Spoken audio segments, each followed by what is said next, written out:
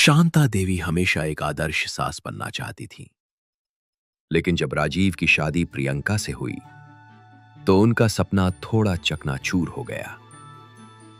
प्रियंका एक corporate job करने वाली मॉडर्न सोच की लड़की थी, जो साड़ी से ज्यादा जीन्स पहनती थी और रोज मंदिर जाने की बजाय योगा क्लास जाती थी।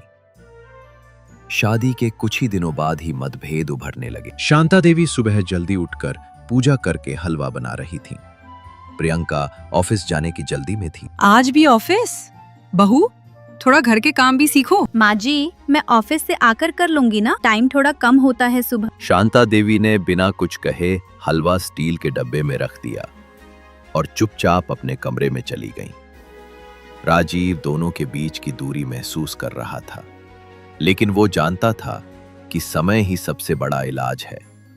एक दिलचस्प मोड़ तब आया जब घर में करवा चौथ आया। प्रियंका ने सोचा इस बार सास को खुश करने का मौका नहीं गवाएगी। उसने पहली बार साड़ी पहनी, सज धज कर पूजा की तैयारी की और शांता देवी के हाथों से ही सगुन लिया।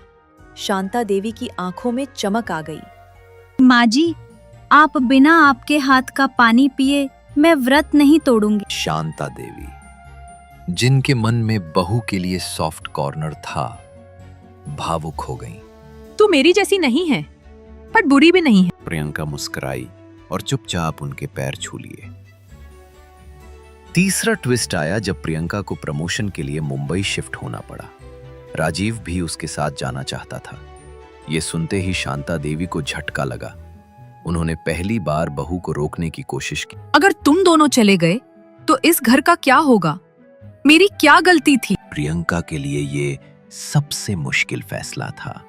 उसने सोचा एक और मौका देना चाहिए रिश्तों को। एक दिन प्रियंका ने शांता देवी को नाश्ता कराया और उनके पास बैठ गई। माँ जी, क्या मैं यहीं से काम कर सकती हूँ? वर्क फ्रॉम होम का ऑप्शन है, बस आपकी जरूरत महसूस होती है, इसलिए नहीं जा रही। तू मेरी बहू नहीं, बेटी है। मैंने कभी तुझे समझने की कोशिश नहीं की, पर आज मैं जान गई, तू ही मेरे बुढ़ापे की ताकत है। रिश्ते वक्त और समझ से बनते हैं। सास और बहू के बीच की दीवार अगर थोड़ा धैर्य और प्यार से गिराई जाए तो एक घर मंदिर बन सकता है।